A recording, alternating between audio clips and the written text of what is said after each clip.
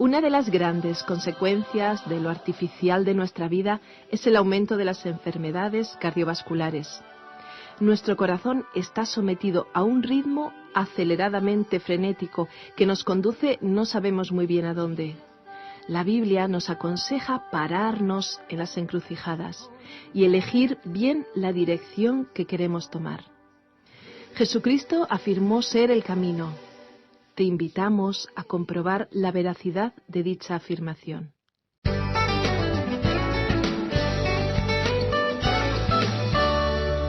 Nuestro pasaje bíblico de hoy es el libro de Proverbios, y en primer lugar tendremos unas palabras de introducción. Estimado oyente, al llegar a este libro de Proverbios nos encontramos nuevamente en la sección de la Biblia que hemos clasificado como la poesía de las Escrituras. En esta sección tenemos los libros de Job, Salmos, Proverbios, Eclesiastés y el Cantar de los Cantares de Salomón. Todos estos pertenecen al mismo grupo como habiendo sido escritos en lo que es conocido como la poesía hebrea.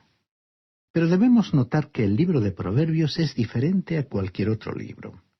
Y también debemos indicar que Salomón es el escritor de Proverbios, Eclesiastés y del Cantar de los Cantares. Se supone que escribió el Cantar de los Cantares en sus primeros años de su edad adulta, Proverbios en su mediana edad y Eclesiastés hacia el final de su vida, reflejando la madurez de su experiencia. Proverbios es un libro que trata de la sabiduría. Eclesiastés, por su parte, es el libro que trata sobre la vanidad, y el Cantar de los Cantares de Salomón es el libro que habla del amor, y el amor es el término medio entre la sabiduría y la vanidad. Y podemos decir que Salomón era un experto en estos tres temas. La misma palabra de Dios lo expresó con claridad en el primer libro de Reyes, capítulo 4, versículo 32. Allí dice, hablando de Salomón, y compuso 3000 proverbios, y sus cantares fueron 1005. Nosotros ahora tenemos solamente uno de esos cantares de los 1005 que él escribió. Y tenemos muy pocos de sus proverbios.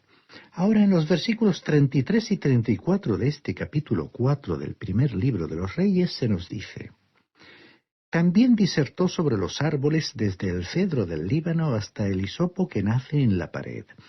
Asimismo disertó sobre los animales, sobre las aves, sobre los reptiles y sobre los peces. Para oír la sabiduría de Salomón venían de todos los pueblos y de parte de todos los reyes de los países a donde había llegado la fama de su sabiduría. En este libro vamos a escuchar la sabiduría de Salomón. Ahora, nosotros nos preguntamos, ¿qué es un proverbio? Un proverbio es un dicho que expresa una verdad específica de una manera directa y concisa. También podemos compartir esta otra definición. Los proverbios son frases cortas producto de una larga experiencia. También podemos decir que un proverbio es una verdad que se presenta en una forma fácil de recordar, una filosofía basada en la experiencia y una regla para la conducta. Por lo tanto, un proverbio es un dicho sentencioso, una máxima, un adagio, un refrán, un epigrama. Ahora, el versículo principal o clave en este libro de Proverbios podemos decir que lo encontramos en el primer capítulo, versículo 7, donde dice: El principio de la sabiduría es el temor del Señor. Los insensatos desprecian la sabiduría y la enseñanza. Hay algunas características bastante fuera de lo común en este libro de Proverbios, de las cuales quisiéramos hablar un poco en el día de hoy. Debemos decir que el Antiguo Oriente es el hogar de los proverbios. Pensamos que Salomón coleccionó muchos de ellos de diferentes fuentes. Él fue el editor de todos ellos y el autor de algunos.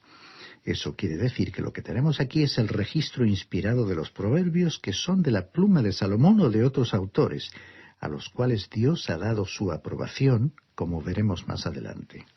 El Dr. Fertel y otros eruditos han notado que existe un cambio de pronombres en este libro de la segunda persona a la tercera persona. La conclusión a la que llegaron estos eruditos fue que los proverbios que usaron la segunda persona le fueron enseñados a Salomón por sus maestros, y que los proverbios que usaron la tercera persona fueron compuestos por Salomón mismo. Podemos decir que existe una diferencia entre el libro de Proverbios y los proverbios de otros escritos. Por ejemplo, los griegos fueron importantes en la tarea de escribir proverbios, especialmente los poetas gnósticos. Uno puede apreciar esto al leer el griego. Eran muy inteligentes en la forma en que se expresaban en el idioma griego y muchos de ellos eran un juego de palabras en ese idioma. Ahora, hay algunas características de los proverbios que creemos necesario destacar. La primera de ellas es que Proverbios no tiene ninguna declaración que no sea científica o alguna observación que sea errónea. Por ejemplo, en el capítulo 4 de este libro de Proverbios, versículo 23 dice: «Sobre toda cosa guardada, guarda tu corazón, porque de él mana la vida». Y transcurrieron unos 2700 años antes de que Harvey descubriera que la sangre circulaba en el cuerpo impulsada por el corazón. Como contraste a esto, en un libro apócrifo, la Carta de Bernabé, se hace mención de la mitológica ave fénix, un ave fabulosa que se consumía en el fuego y resucitaba de sus propias cenizas volviendo a la vida. Pues bien, esa es una fábula que no aparece en el libro de Proverbios ni en ninguna otra parte de la Biblia. Ahora, es extraño que en un libro que contiene cientos de proverbios, ninguno de ellos vaya en contra de la ciencia actual. Creemos que eso en sí mismo debería alertar a cualquier persona inteligente hacia el hecho de que el libro de Proverbios ha sido inspirado por Dios. Lo segundo que podemos observar de Proverbios es que está en un nivel moral elevado. Los dichos inmorales que aparecen en otras obras, usted no los puede encontrar aquí. Por ejemplo, Justino Mártir dijo que Sócrates era un cristiano antes de la llegada de Cristo, lo que por supuesto sería una imposibilidad, y sus admiradores dicen que él presenta un alto concepto de moralidad. Sin embargo, Sócrates también dio instrucciones a las prostitutas sobre cómo comportarse. Bueno, lo mejor que uno podría decir de él es que era amoral. En tercer lugar, también podemos decir que los proverbios no se contradicen a sí mismos, mientras que los proverbios escritos por las personas del día de hoy con frecuencia se contradicen entre sí. Por ejemplo, podríamos decir: «Al que madruga, Dios le ayuda». Pero hay otro proverbio que dice: «No por mucho madrugar amanece más temprano». Luego hay otro proverbio que dice: «El agua hace mal y el vino hace cantar». Pero hay uno que lo contradice al decir: «El agua no enferma, ni emborracha, ni hace mal, ni adeuda». Y también hay otro que dice: «El agua corriente no mata a la gente». Como podemos ver, los proverbios humanos se contradicen porque las ideas entre las personas difieren a veces radicalmente. Pero no hay tales contradicciones en el libro de los proverbios porque, como hemos dicho, fue inspirado por Dios y él no se contradice a sí mismo. En su comentario sobre Proverbios de la Enciclopedia del Conocimiento Bíblico, el profesor Sid Buzel destacó las siguientes características peculiares del libro de los Proverbios. Muchas culturas antiguas del Medio Oriente tuvieron obras dedicadas a la sabiduría. Aunque el libro de los Proverbios es algo similar a dicha literatura, la sabiduría promovida por este libro contiene un elemento que no se encuentra en esas otras obras.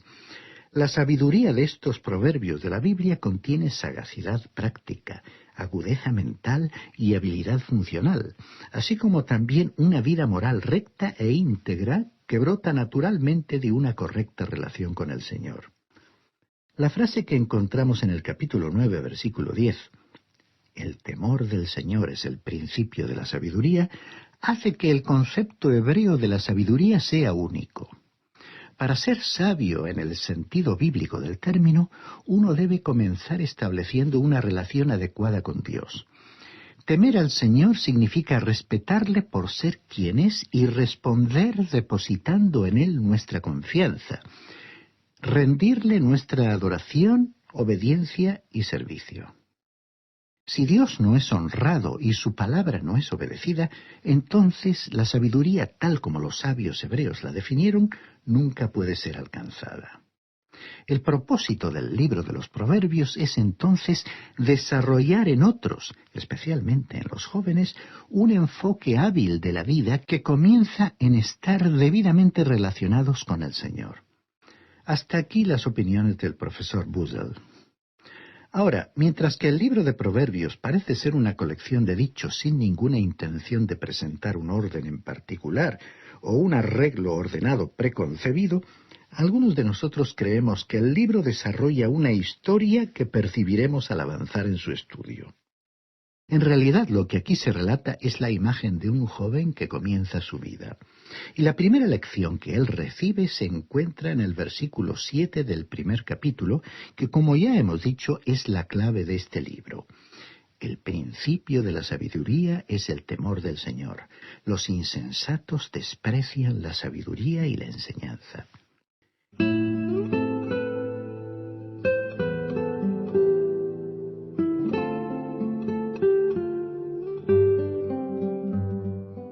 El citado profesor Buzzell concluyó que, de acuerdo con el capítulo 1, versículos 2 al 4, podemos distinguir 5 propósitos en la escritura de este libro.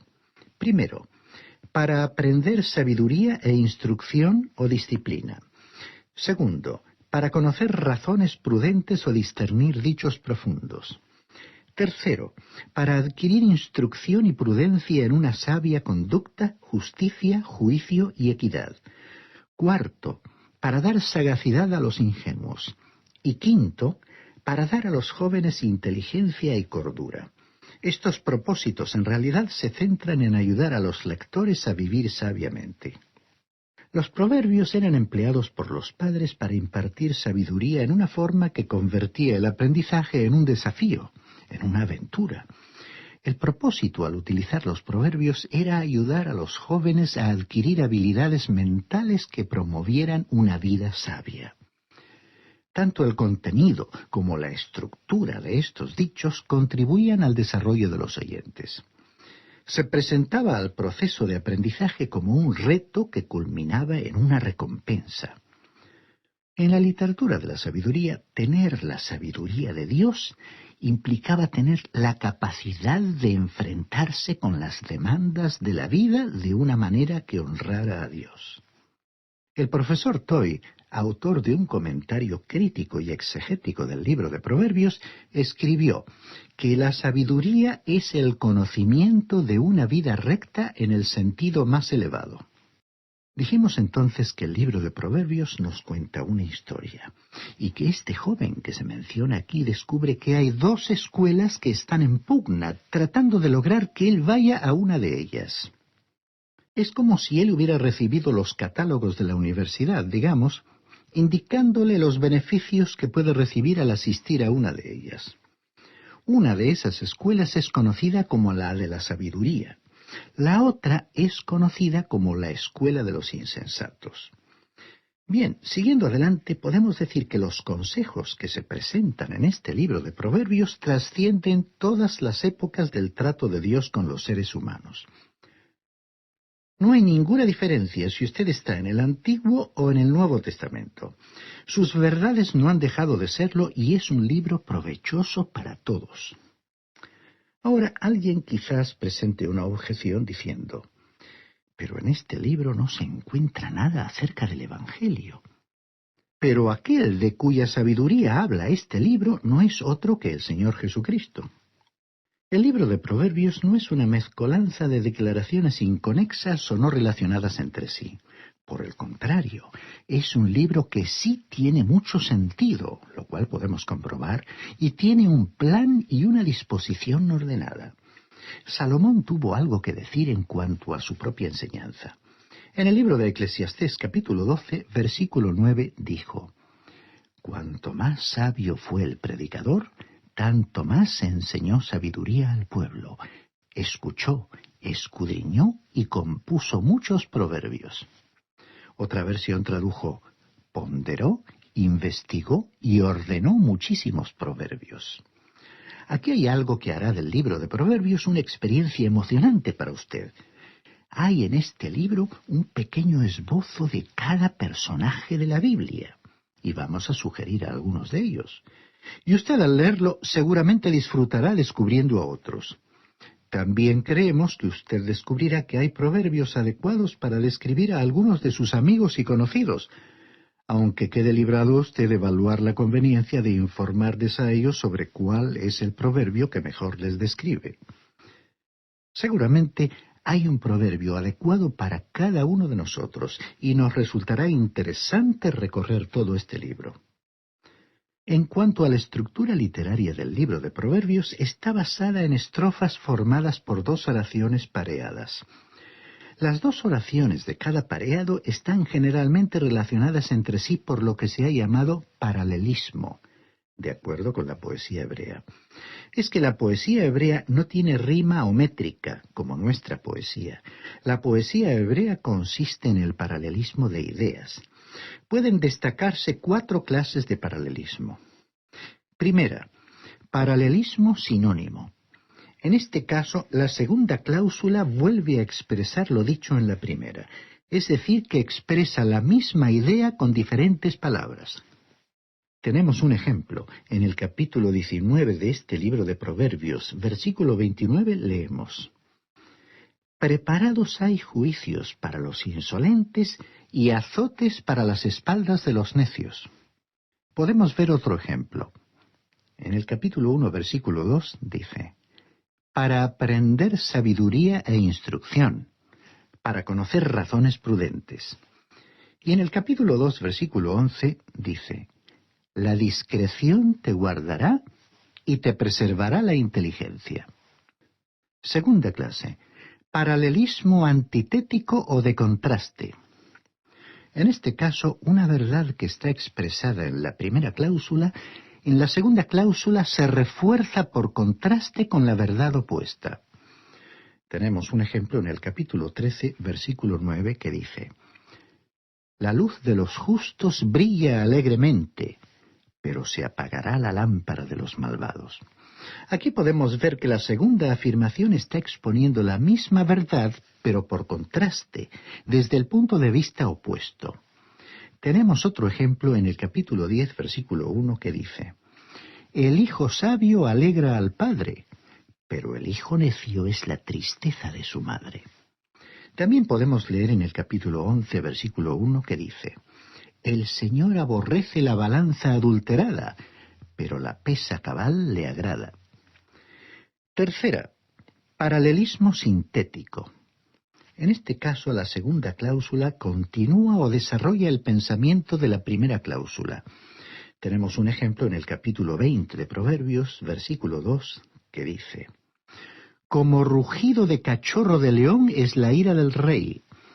El que lo enfurece peca contra sí mismo. A veces la segunda línea da un resultado de la primera línea, como podemos ver en el capítulo 3, versículo 6, que dice: Reconócelo en todos tus caminos, y él hará derechas tus veredas. Y también podemos ver el mismo caso en el capítulo 16, versículo 3, que dice: Encomienda al Señor tus obras, y tus pensamientos serán afirmados. En otras ocasiones, la segunda línea describe algo de la primera línea, como podemos ver en el capítulo 6, versículo 12, que dice: El hombre malo, el hombre depravado, es el que anda en perversidad de boca. Y también podemos ver el mismo caso en el capítulo 15, versículo 3, que dice: Los ojos del Señor están en todo lugar, mirando a los malos y a los buenos.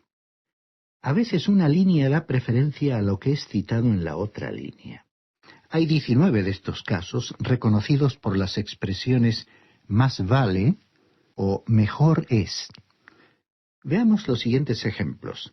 En el capítulo 12, versículo 9, leemos: Más vale el despreciado que tiene quien lo sirva que el jactancioso que carece de pan. Y en el capítulo 16, versículo 16, leemos: Mejor es adquirir sabiduría que oro fino, y adquirir inteligencia vale más que la plata. Y la cuarta clase es el paralelismo emblemático. En este caso, una línea ilumina el significado de la otra por medio de un símil o de una metáfora.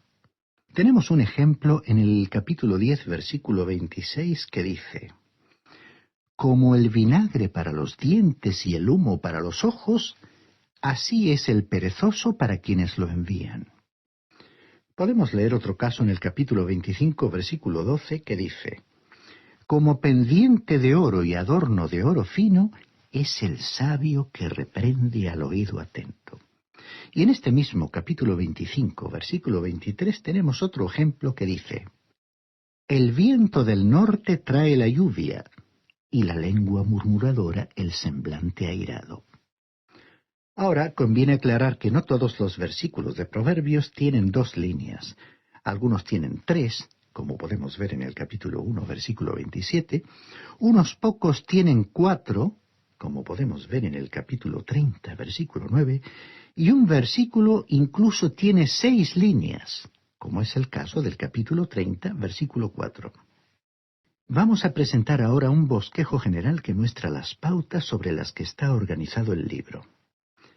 En primer lugar, tenemos la sabiduría y la vanidad contrastadas, en los capítulos 1 al 9.